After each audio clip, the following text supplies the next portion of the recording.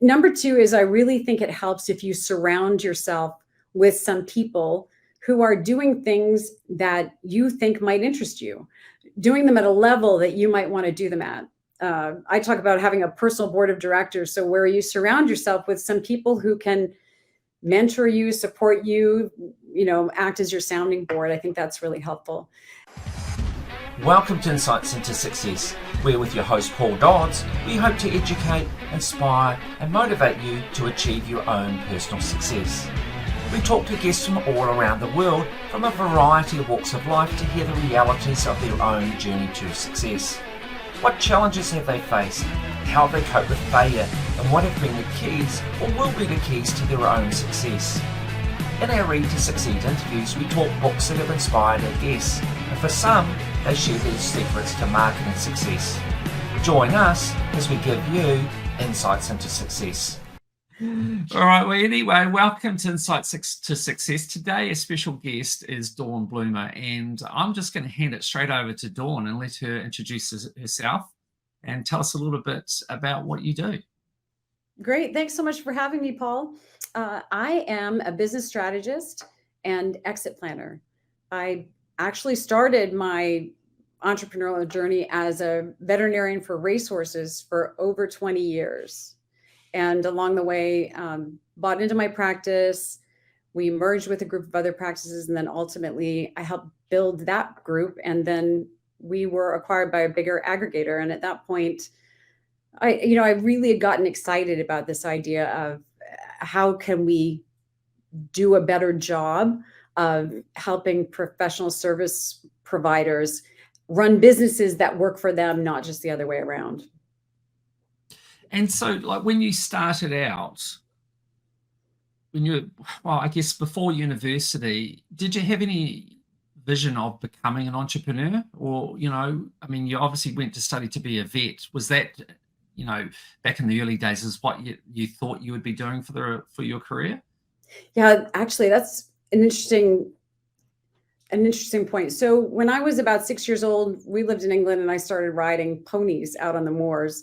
And I decided then that I wanted to be a horse doctor. So that was when that idea sort of got implanted in my brain. And then I spent the next, 20 something years getting there. And I don't think I really thought about being an entrepreneur per se until I got into practice, and I eventually ended up in this really well-established group practice. And it became clear to me that if I wanted to really have a say or a seat at the table, I was going to need to be an owner. And even at that point, I hadn't thought about the fact that my professional training, although it taught me a ton about being a veterinarian, taught me nothing about business. Like, we didn't have a business class. At that point, I don't even remember us having a business club, at the school. Yeah. So I went into it just, I want to have a seat at the table. I think I have some great ideas. I think I can really add to the thing. And so I knew I wanted to be an owner. I didn't know, I really didn't know what I was getting into. I mean, I took out a loan to buy into the practice, and, probably a loan that was bigger than a lot of people pay for their first home. And I went into it very naively, figuring, well, I'm going to pay my money and then I'll have a seat at the table. Not having any idea, all of the subtleties that are involved in actually being heard or giving input, or how to do any of that, or how to run a business at all, frankly.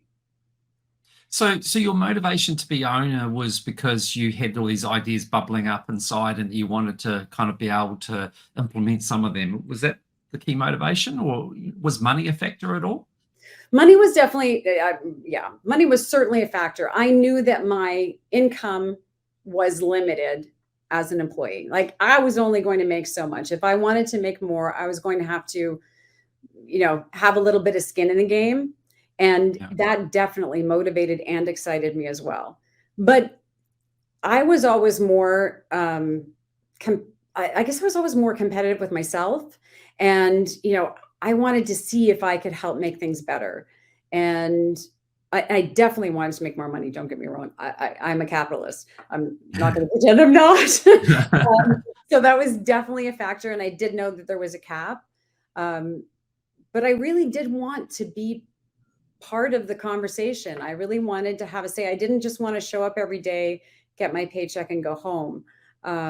It just wasn't the way I was wired. I just was very naive. I had no idea what I was really getting myself into. You bring up a great point, though, that like for a lot of people, such as vets, doctors, and so forth, they end up with their own business, but without any training on how to actually run that business. Yes. Yeah, you know, it's just a huge gap in the market, really, isn't it? It really is. And I think that for professional service providers, especially, we are so highly trained, and you don't get into those kinds of programs if you don't have some level of intelligence. And so I think we get out and we think, well, we're smart people, we can figure it out. And we really, I think of it as we become entrepreneurs by accident, like, well, we want to make more money. We want to have a seat at the table. We want to have a future that we have some influence over. And so we think, well, I didn't even literally think how hard could it be, but I really went into it with that attitude of, well, I can figure it out. I can learn. Yeah.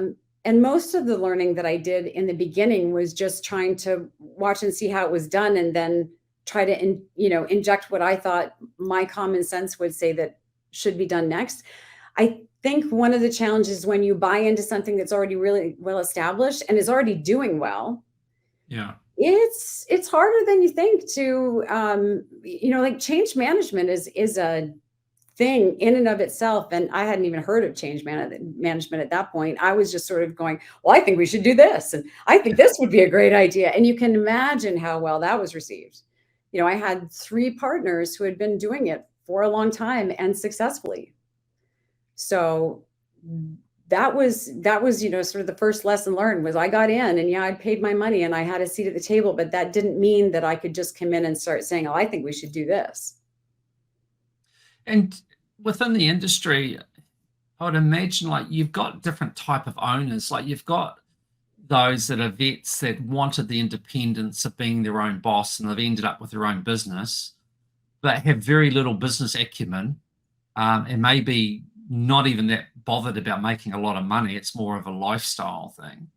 Yes. And then you've got others that may be more naturally attuned to being business people and have a better natural understanding on how to run a business successfully. But without that training behind you all, it's all real hit and miss.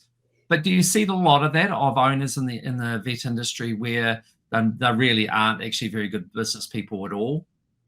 Sadly, and it's not just limited to the veterinary space, unfortunately. When we were working on finding more practices to join our group, a lot of the conversations I had with practice owners were around this exactly. So they'd come in and they'd be like, wow, my business makes a lot of money. Their cash flow is good. They had great top line revenues. A lot of them were even very profitable. But one of the bigger challenges was they were often the key person in the business. And so even if they had other people working for them, the other people did not have the relationships with the clients. They didn't have, they were not responsible for running any part of the business. There was a lot of this, even if they weren't sole proprietors and that they weren't the only principal, I shouldn't say principal, but they weren't the only like doctor in the room, if you will, or same thing happens with architects or dentists. Even if they're not the only person doing the thing, they're usually the most important one. And it's hard for us to step out of that because we've been taught to have all the answers and to be the person in the room that is the most responsible and is taking care of everything. So I think it's a little bit hard to separate our role in the thing from our identity. And so they all become entangled. And I think that's where it gets hard. So to answer your question, lots of professional service practice or firm owners out there are in this place where, they're making a lot of money, but in truth, their business doesn't have a lot of value because it relies so heavily on them. And they don't get it. Like, I can't tell you the conversations that I had, they were sad. There were these people that were so proud they'd built this business, and really, to your point, what it was a lifestyle business. It Yeah. paid for their lifestyle, and that was it. No one was going to buy it from them because it would be like buying a job. Yeah.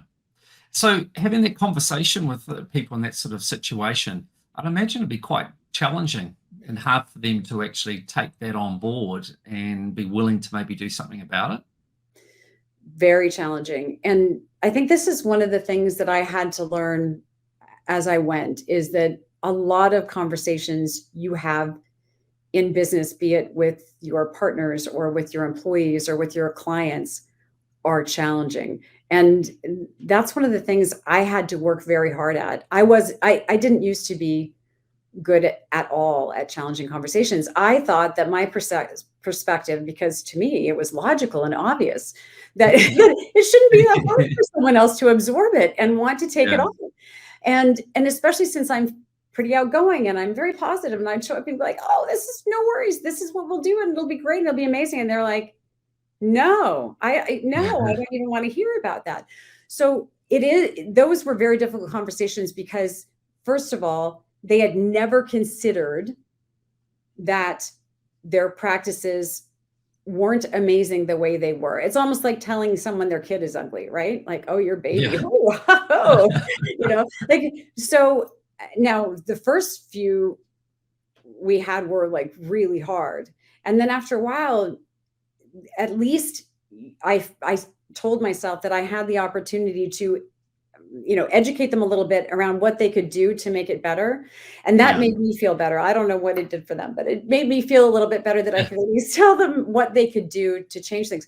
Some of them were receptive and some of them weren't. Some of them have probably just gone on and decided that they will work until they can't work anymore, and then they'll walk away. And that's always an option. I just think that it's kind of a sad option for a business owner who's put their blood, sweat, and tears and given up so much to make this thing that is really cool, and then not have anything to show for it at the end of the day. Tell me, what's your, I'm just kind of delving here to kind of understand a little bit about your psyche, but what's your temptation if you've got a scenario where you've got an individual who's very resistant to what you're proposing in order to create the value in the business, and they really just want to keep doing their thing? Do you see that as a challenge and makes you even more determined to turn them? Or are you philosophical and go, okay, well, you win some, you lose some, and I'll move on to the next one? It depends, because I do love a challenge. And I think that often people are in that mindset just because they don't have the right information. And so I invariably at least try to offer up the information. Now, I've learned that offering up information can come in different forms. Sometimes it's not about offering the information in the conversation if someone is really resistant. Yeah. Sometimes it's a matter of sending them some information after the fact and letting them think about it. Everybody's not ready at the same time. Yeah, on their own time. Yeah. This is one of the things that I had to learn that was really hard for me. When you talk about my psyche, it was really hard for me to get my mind around the fact that not everybody thinks the same way I do, which sounds obvious when you say it, but I think that we often get caught up with we know that this makes so much sense. It's so obvious. I just want to get it across to you. Yeah. But it's not helpful to that person on the other side, because if that's not where they're coming from, you jamming it down their throat is not going to make them more likely to receive it. So what probably more resistant. Yeah, more resistant. So what I tend to do is ask questions around, well, what do you really want? Like, what's really important? Because to me, the most important place to start, I think the thing we all crave as, human beings out in the world is some degree of clarity, right? What is it that you really want? Where do you personally want to go? What is it you want for your business? Is legacy important to you? Because some people, legacy is very important. They really want to know that they're leaving something for their family or for the next generation. Even if it's not a lot, they just want there to be something that it's going to carry on for their employees. Then there are other people who just want to know that they can get the top dollar. And so it helps if you can get some clarity on what are your goals. Like, what are they and why? Because it's all well and good to say, well, my goal is I want my practice to be X big and I want to sell it for this much money. But why? Why do you want that? I spend a lot of time on things like making sure people are clear on their values, partly because of my journey. I went through my journey as an entrepreneur, and I never realized that my values changed over time. Like, I don't know, I just never thought about it. But when I look back, it's very clear that where I started to struggle as a business owner and a veterinarian and all of those things, and struggle with burnout and all of the fallout from that, it all started when what I was doing, my actions and my goals were no longer in alignment with my values, because my values had changed. In the beginning, everything was in alignment. It was exactly what I wanted, but I didn't notice that my values had changed along the way, and I didn't adjust. And so what was the catalyst for your values changing, and in what way did they change? So different things happened as time went on through my, journey, if you will. I had children. So when I first bought into our practice, I was just having my first child. So Yeah. yeah, but I was also a career person. I'd spent my whole time getting there. So I felt that I could do it all. And I did. Yeah. I took 3 weeks of maternity vacation, as I like to call it. I scheduled when my son was going to be born. I knew that I was taking 3 weeks off, coming back, and then I got a barn. One of my clients was nice to give me a room in one of the barns, and I had a nanny, someone who had worked at the racetrack and came and stayed with the baby, so I could do all the mom things while doing all my veterinary things, and that worked. That worked just fine. I did it. Now, did I do that because somebody told me I had to, or that if I hadn't, I wouldn't have been able to become a partner? Nobody ever said any of those things. However, I think my story was that if I didn't do all of this, I wasn't going to get to do all the things I wanted to do. So at that point, my values started to shift, and I just hadn't realized. I think by the time I had my second child, a couple of years later, I was starting to get tired. Understandably. I was working 6 and 7 days a week, and I was on call 24/7. And I had 2 little kids. And, in addition to helping to manage our practice, I was also managing my nanny and all the people, like I had to have help. I had to have help to do things in order to have the time to do all the work stuff. And it was a lot. It was a lot. And for a while, I actually convinced myself that it was amazing, because here I was like super mom, I was doing all the things. And when the kids were little, I think still at that point, it wasn't such a big deal, because I didn't feel like I was missing out on a lot of stuff, because I took them with me for the first couple of years. When my daughter came along, I bought an RV, as one would, right? I bought an RV and I parked that at the racetrack, so we had more room for the 2 kids and the nanny. And so they still came with me, and everybody knew. And I think at that point, I was really well established, in our industry, and didn't have to worry that people didn't take me seriously. But I still felt like I had something to prove. Yeah, can I just interrupt there? Of course. I've been wondering about this. I want to ask is, do you think the fact that being a woman, you felt that you had that extra pressure on you to prove yourself, and that, you weren't going to just sort of disappear to have children for a few years, so that you kind of felt that pressure as well, particularly if you wanted to get into ownership? Is that something that crossed your mind? Without a doubt.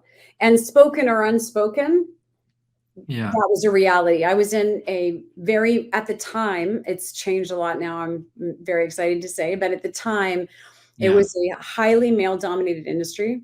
There were no female veterinarians on our circuit that had had children and come back to work.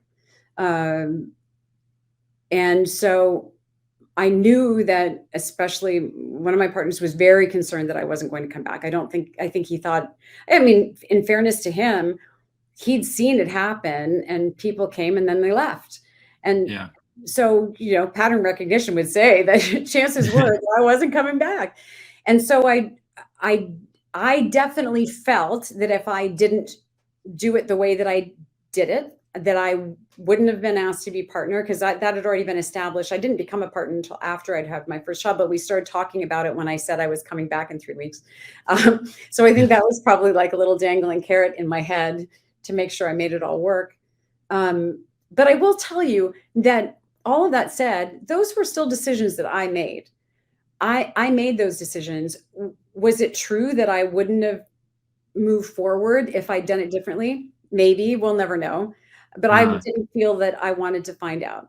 So I no. don't blame the situation or any of it for the decisions that I made, and I don't regret them. In the moment, with the information I had, those were good choices for me. Yeah. Over And time, it's over time, I think that I probably held to that a little too tightly, yeah. and that's probably why, the veneer started to crack after a while. Yeah, and is that, I guess, from what I understand, one of the things that you are focused on is, being mindful of burnout. So has that presumably come from your own experience that you've just described in those first few years with having children and trying to also build your career? Absolutely. And I think I sort of cycled through burnout, a few times throughout my career. I did it, apparently, from what I understand, I mostly did a fairly good job of hiding it, because it's almost like an animal out in the wild, right? You can't let them see your weakness. And so I tried not to. I know there are definitely times when I was going through a lot, and, I was getting divorced and all these things were going on, and where I didn't do as good a job of keeping up the facade, if you will. But I think that overall, I did a fairly good job. I think I'd even convinced myself for a while that I was fine. But Yeah. when my health started to suffer, I wasn't sleeping well. I wasn't sleeping much, and I certainly wasn't sleeping well. And I really started to notice that I didn't have the bandwidth that I wanted to deal with people. And I love people. I'm a people person. And Yeah. especially when it came to my family, I felt like even when I had quality time, I just didn't have a lot of bandwidth left for them. Yeah. And that was where things started to make me feel like I needed to do something differently. And at that point, were you still working in the practice? Where was that in the timeline of events? Yeah, so, like I said, I sort of burned out several times along the way, and then I'd sort of rally. I'd you know, regroup and get back at it. When I Most of that was when I was still in the practice, and a lot of it was sleep matters. Yeah, When absolutely. I would try not to sacrifice my family life because of the business stuff, and so I would wait until I'd done all the mom stuff and the kids were in bed, and then I'd go and do work on the business stuff. Like in addition to having worked in the practice all day, Yeah. looking Yeah. after clients and patients and stuff, then I would do all the officey stuff at night, and then I was getting 4.5 to 5 hours of sleep a night. And Wow. it's not a good way to live. And so doing that for years on end, it would be to the point where even when I had a day off, I wasn't sleeping more than that because my body just didn't know how. Yeah. And that takes a toll. And I think the sleep was a huge piece of it for me. Because other than that, I tried to stay. I worked out, and I didn't always have time to work out, but I tried to do some sort of physical exercise. So my job was very physical. I tried to eat well, but the sleep thing for me, I think that was a big problem that I didn't notice until after the fact, or Yeah. I didn't give it enough weight until after the fact, I think.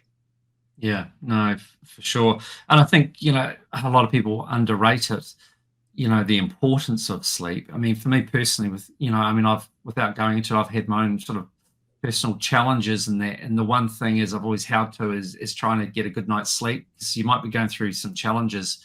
Yeah. If you have a good night's sleep, then the next day, just things don't seem quite so bad and you're better able to manage it. But if you're short on your sleep, Oh, then to me, it feels like everything just compounds itself that much more and you're less able to cope with the challenges of the day. oh, absolutely. And I didn't even really, I mean, I basically made myself sick over it. I ended up having some various health issues, all of which were related to chronic stress and lack Yeah. of sleep. And then my mother got diagnosed with Alzheimer's, and a lot of the statistics around Alzheimer's, I mean, there's only so much that we know we can do, but sleep and all the things for brain health, there is a lot we can influence, and sleep is definitely a big piece of that. Your brain needs sleep to recover. Yeah. Oh, absolutely. Now, I want to take a step back for a moment and answer a question, and that is, in terms of like, you went into owning the business and being a part owner in the business, and you didn't have any business experience. So how did you overcome that? Was that a combination of just learning on the job and doing lots of reading? I mean, what did you do to upskill yourself? Yeah, so I am a generally curious person anyway, but I went back to school during that time when I was pretty burned out. Part of it was I went back and got my MBA online because I just felt like I needed some formal education. And I think after being in a professional program, you think that the answer to everything is like another designation, right? It's like, oh, well, I just need to get I need to get a few more letters after my name, right? That'll help. And it did. It was really good. I'm really glad I did it, although it was probably overkill for what I needed, because I already had a lot of, on the job training, if you will. And I learned a lot of things through experience and talking to other people. Then the other thing that I did that helped a whole bunch is I joined a business management group where we had a group of practices from all over the country that would get together a couple times a year and stay in touch in between. And we'd have educational meetings, and then we'd talk about what our challenges were and help each other work through them. And that was huge, because for one thing, like Mystery Love's company, it's always nice to sit in a room with people and you find out that they're struggling with a lot of the same things that you are, or maybe they've already had that problem and they found out a solution for it. And so you can get a shortcut. So that was huge for me. And then reading a lot of books and asking a lot of questions. I would talk to other practice owners about what they were doing and, what their challenges were. I would talk to the accountant and say, can you show me how to do this? I just would sort of get resources from wherever I could, but I did go back and get formal education because to me at that moment in time, I felt like I needed some knowledge. That was right around the time where, 08 had happened, and there'd been all the problems with the economy. We had actually been pretty insulated from that in the racing industry for a while, because I think a lot of people have, it's the Sporty Kings.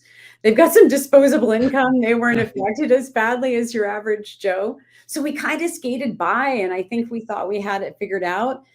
And then things slowly started to change, and our industry started to shift. There was more regulation. There were less horses. There was more competition. A lot of stuff shifted, and I could just see the writing on the wall that if we didn't figure out how to do things better, what we'd been doing wasn't going to be good enough. Wow. So what did that then look like for you and your business in terms of the changes you made?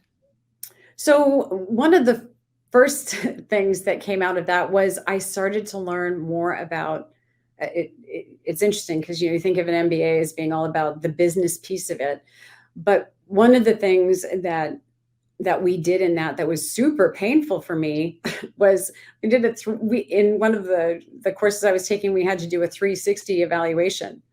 So I sent out links to everyone in our organization and asked them to evaluate me.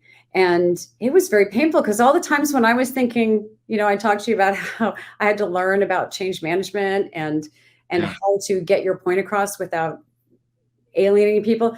Like I had a tendency to come into the room with this like burst of energy, which I thought was great, right? I was like, oh, I'm so excited. And they would come in and go, God, here she comes again with one of her harebrained schemes.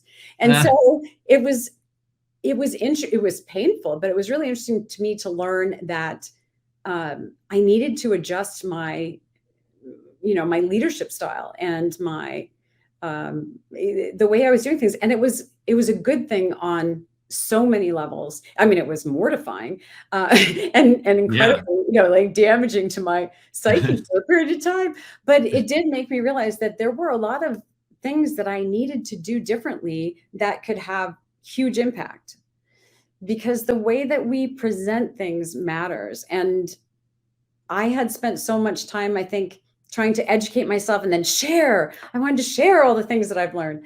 But the reality is, not everybody wants to learn, for one, and not everybody needs all of that. They don't necessarily need the fire hose. Sometimes they need the, one sentence summary, and then what does it mean to them? Or sometimes you need to send them something, let them mull it over, and then have a conversation with them about it. Give them a chance to soak it in. I was like a one trick pony. And so I think a big thing that came out of getting my MBA was really learning more about how to lead and how to be a better leader. And it took a while, because, habits are hard to break.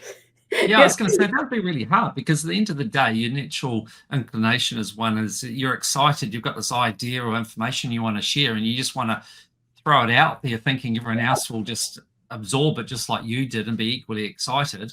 Yes. Only to realize that everyone's different, and some people it'll fall on deaf ears, and you have to reconsider how you approach it. Yeah, it was definitely a steep learning curve. And so that was when I started really working a lot more on things around personal growth and how I could become a better, honestly, become a better person, to become more curious and be more open to other people's perspectives. Not that I wasn't open to other people's perspectives. I was just so busy telling them what would be a good idea. I was so busy giving advice or giving suggestions or saying what I thought the thing was to do. Also, in fairness, as a veterinarian, that was kind of my job. My job was to go in and look at what was going on with a horse and do my diagnostics, and then come up with a plan and kind of convince them what to do, convince them to do the right thing. Not that all of them needed convincing, but some of them needed convincing. And so that's what I'd been trained to do, right? Was trained to get people to get to the right answer.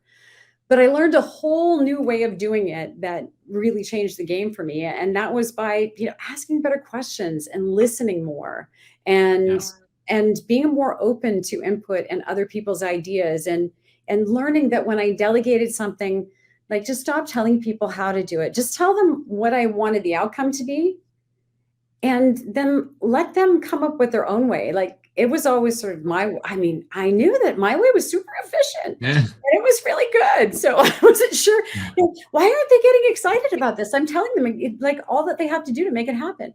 But people want, if you want to motivate people, right? It's like Dan Pink says, people want three things to be, to get motivation. You need autonomy, mastery, and purpose. Well, I was taking away their autonomy, and I wasn't really helping them with mastery, because I was really just, hand-holding, walking them through it. And I was completely removing their purpose, because basically at that point, their purpose was just to do what I told them. Yeah. So I was doing it all wrong. So I think that as I started to learn more and delve into that more, listen, I always have plenty to learn.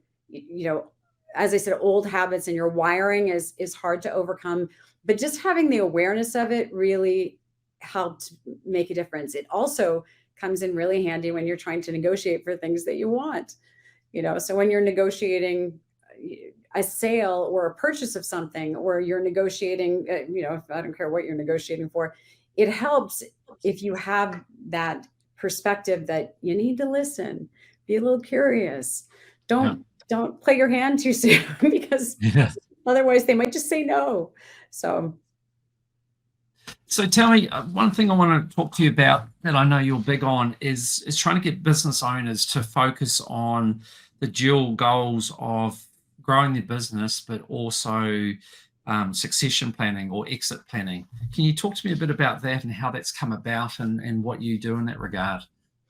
Sure. So this really came from all those conversations that I was telling you about, that were really difficult conversations with people who had poured their blood, sweat, and tears into their business, and had really created something great, but at the end of the day, it didn't have any value.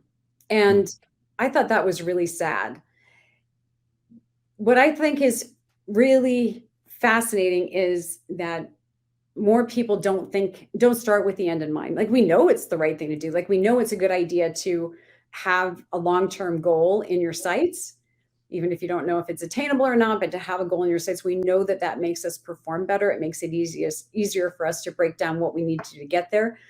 Yeah. But a lot of business owners don't want to think about an exit plan. I think some of them think it makes them feel old. Some of them think it makes them worried about, well, then what's next, right? What do we do next? If I sell the business, what then? And sadly, oftentimes what happens now is that people have a lot of wealth locked up in their business. Often as much as 70 to 90% of their personal wealth may be tied to their business. And they've made no plan for how they're actually going to make that a reality. And this whole idea of growth and exit planning, I mean, really, an exit plan is just making your business run better so that it's more valuable. And then when you want to get out, you can. A lot of exit planning is about mitigating risk. It's about deciding how much risk you want to take on. Do you want to scale and grow? Or are you happy with the place you're at and you just want to make sure that it's sustainable over time? And I think that we get a little too wrapped up in the idea that it's an exit plan. If you want to sell your business, great, you want to have it. But really, the exit plan is more about that visioning process. And what do I want the long-term outcome to be? And then how do I reverse engineer it so that we can make that happen? Yeah. Yeah.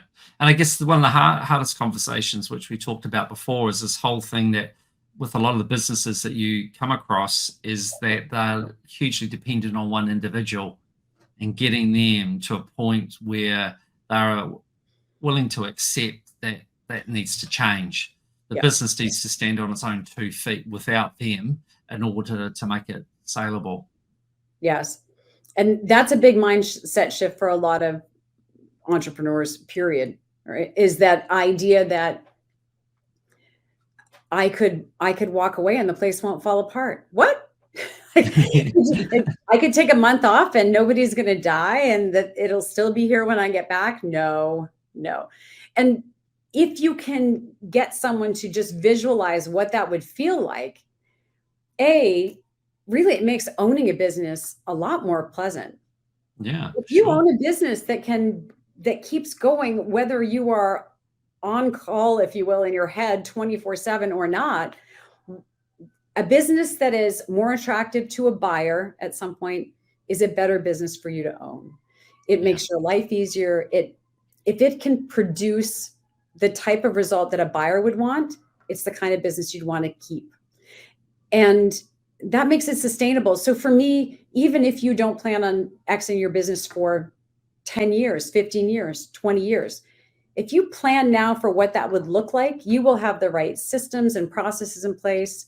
You'll have the right people coming up through the, through the organization. Even if it's a small organization, it takes time to bring people along. And then ideally, once you get to the point where you have all the right people in place, eventually your processes and your brand, if you will be strong enough that it really won't matter who is in there. And that sounds a little scary when you're the one who's been the center of it for the whole time.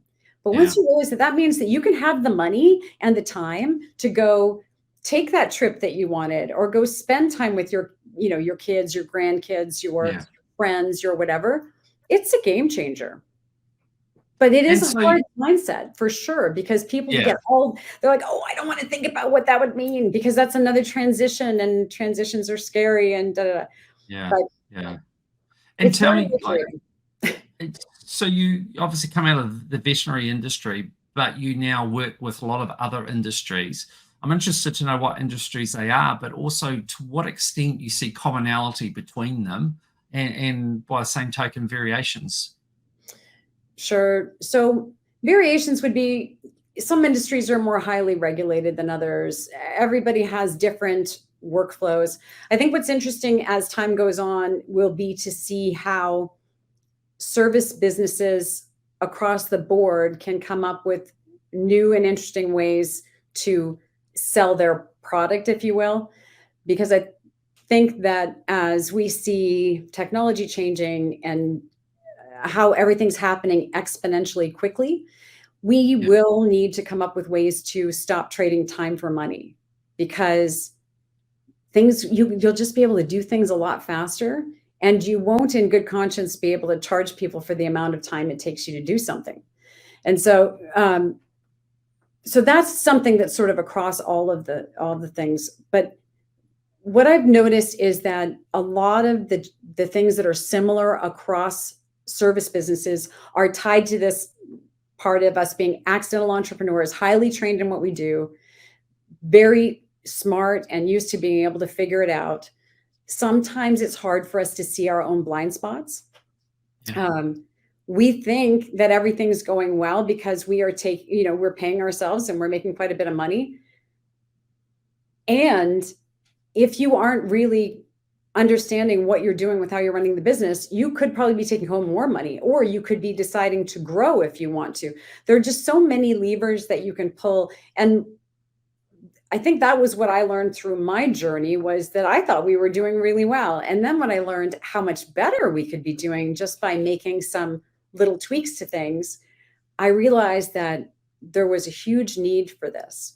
And I think that there are a lot of professional service providers out there who are doing very, very well, and they get it.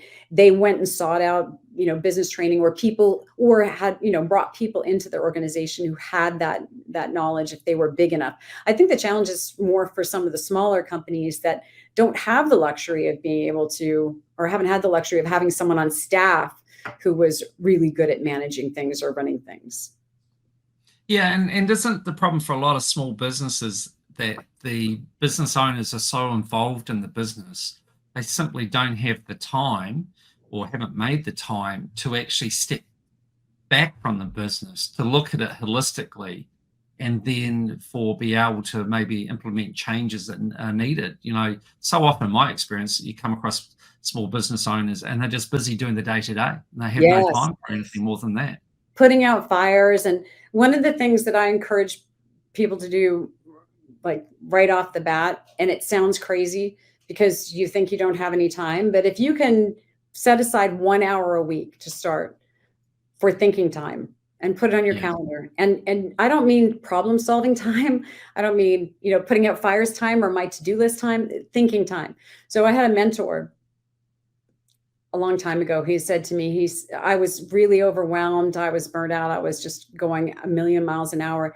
And I said, I don't even know why I'm doing this anymore. I'm not even sure what the point is. I just can't catch up. And he said, okay, I want you to put an hour on your calendar. I'm like, no, you don't understand. I don't have an hour. I don't have time to go eat. I don't have time to eat lunch. I can't find time to use the bathroom. How am I going to spend an hour? He said, you're going to put an hour on your calendar, and then we're going to talk every week. We're going to talk for 15 minutes after you put the hour on the calendar. And because he held me accountable to it, I did it. It changed. I'm not overstating it to say it changed my life, because I finally put myself first and gave myself that space to think about what the possibilities were. And it's hard to do that. I just had a conversation with a client today, and I said, look, I want you to tell me, 5 years from now, you're at this place, you're at this amount of revenue, and you've grown this much, because that was their goal. I said, what do you want for yourself? And they're like, well, I want to make sure that the employees, no. I said, we're going to take care of the employees. What do you want for yourself? And it was a struggle to pull that out, because it's hard to put yourself in that place of possibility when you know what the reality is.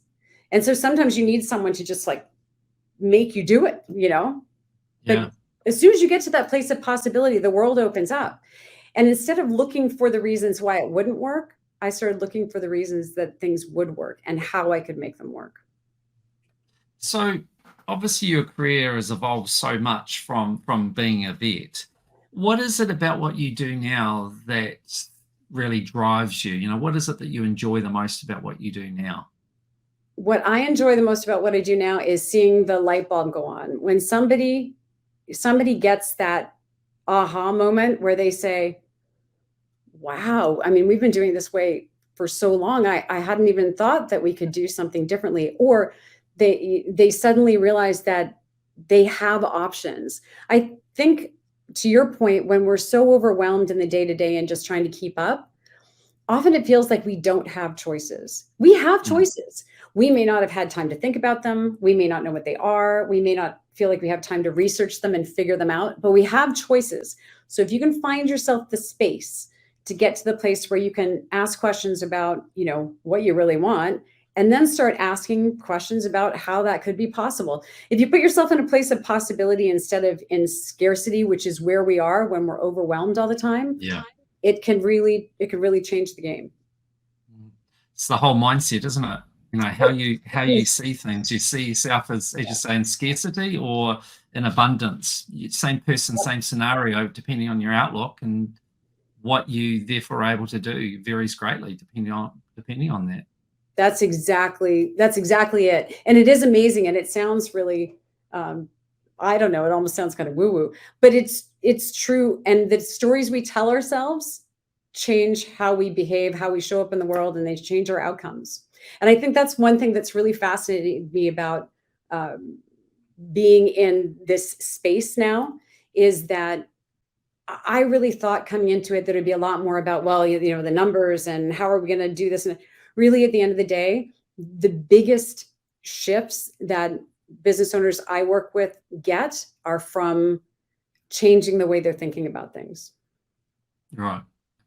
And so for you, how did this all sort of unfold for you to end up doing what you're doing now? Was there a point where you just kind of consciously decided that this is what you wanted to do, or was it a gradual evolution? How did it unfold? Yeah, that's a great question. I think it was a little bit of both, because once I got my MBA and I started learning more about business, and then we started with the merging the practice and then helping with the acquisition of more practices, and then all that.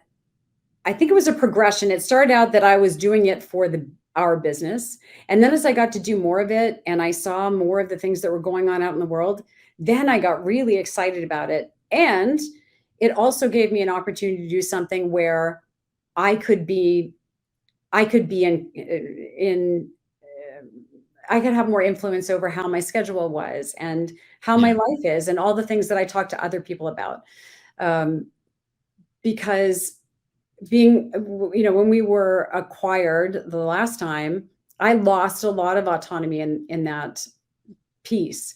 And so I had the opportunity to, I just decided I had the opportunity to go and do something that I was really, really excited about. And by that point, I had transitioned into doing way more business stuff than veterinary stuff. And so it was a great opportunity for me to go and just take the leap, if you will. Yeah. Wow. Well, I can certainly say you've had an interesting journey, and one that's really evolved over time, isn't it? And You really I'm have. assuming it's a path that you never anticipated. It's just unfolded as you've progressed. It really has. It is not. If you'd asked me 20 years ago if this is where I would be and what I'd be doing now, I probably would have told you were crazy. But isn't that really the exciting thing about life? It is. And who knows what the next chapter holds, but my vision right now is to be doing some form of this for the next, 20 plus years, because it's fun. It's fun to help people, and it's interesting, and everybody's business is a little bit different, and the people are different, and it's really fun. So just to wrap this up, what would be, I guess, some parting advice that you'd like to leave for business owners to think about, that maybe are in a scenario like we've been talking about, and what they should be focusing on for their futures? So I think the first thing I would say is that thing we talked about thinking time. Like, set aside an hour a week to think about what the possibilities are. If you could do anything that you wanted, what would that look like? And how could, not even the how, just the what and the why. And don't focus on the how, because the how is what slows you up. So that would be one. Number two is, I really think it helps if you surround yourself with some people who are doing things that you think might interest you, doing them at a level that you might want to do them at. I talk about having a personal board of directors. So where you surround yourself with some people who can mentor you, support you, act as your sounding board. I think that's really helpful. Another thing I would say is that I think we all need to be more mindful of curating our inputs. Like what we put in is what ends up affecting what we can put out. So we know that, if you eat bad stuff, it's super healthy. It's really the same thing with your mind and your mindset. So being really mindful of what you take in, what books you read, what podcasts you listen to, what kind of television do you watch. And I'm not saying you have to judge yourself all the time. It's okay to have a Netflix binge once in a while, but being more mindful of how we take information in and who we surround ourselves with, I think can be really helpful. And then really take some time and get clarity on what your long-term vision is, both for yourself and for your business, because it's not one or the other. They're together. Yourself, your business, and your financial future are all wrapped up together. Yeah. All right. Well, thank you so much, Dawn. It's been really interesting talking to you. Now, you've agreed to stay on for Read to Succeed, so we're going to record that in a moment. And you've already alluded to the fact that you love books, so I'm looking forward to talking about that. But in terms of insights into success, thank you so much for sharing with us today. Thanks so much for having me. It's been a lot of fun, Paul, and great pleasure to be here.